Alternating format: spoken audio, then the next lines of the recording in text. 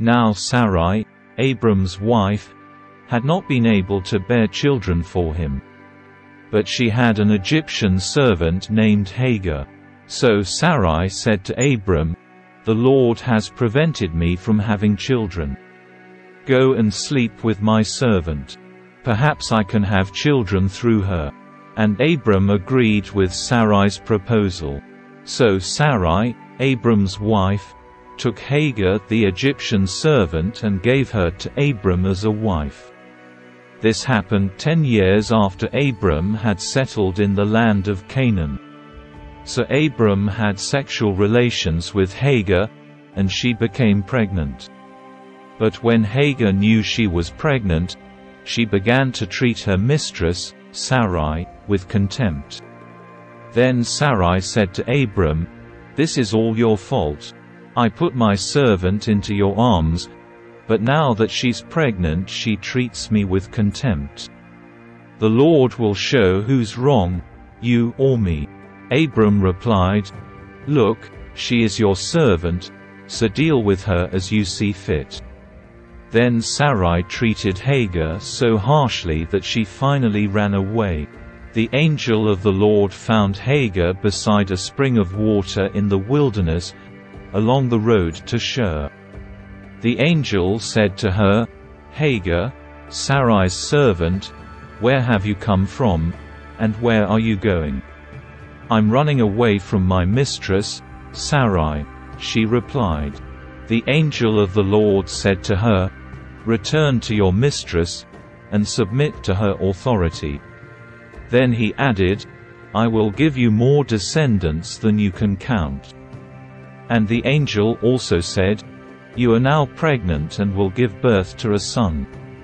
You are to name him Ishmael," which means, "God hears, for the Lord has heard your cry of distress." This son of yours will be a wild man, as untamed as a wild donkey. He will raise his fist against every one, and every one will be against him. Yes, he will live in open hostility against all his relatives. Thereafter, Hagar used another name to refer to the Lord, who had spoken to her. She said, "You are the God who sees me." She also said, "Have I truly seen the one who sees me?" So that well was named Beer Lahai Roi, which means, "Well of the living one who sees me." It can still be found between Kadesh and Bird. So Hagar gave Abram a son, and Abram named him Ishmael. Abram was 86 years old when Ishmael was born. When Abram was 99 years old, the Lord appeared to him and said, "I am El Shaddai, God Almighty. Serve me faithfully and live a blameless life. I will make a covenant with you, by which I will guarantee to give you countless descendants." At this, Abram fell face down on the ground. Then God said to him, "This is my covenant with you. I will make you the father of a multitude of nations. What's more, I am changing your name. It will no longer be Abram. Instead, you will be called Abraham, for you will be the father of many nations. I will make you extremely fruitful. Your descendants will become many nations, and kings will be among them. I will confirm my covenant with you and your descendants after you, from generation to generation. This is the everlasting covenant. I will always be your God and the God of your descendants after you. And I will give the entire land of Canaan, where you now live as a foreigner, to you and your descendants. It will be their possession forever, and I will be their God." Then God said to Abraham, "Your responsibility is to obey the terms of the covenant. You and all your descendants have this continual responsibility. This is the covenant that you and your descendants must keep. Each male among you must be circumcised. You must cut off the flesh of your foreskin as a sign of the covenant between me and you.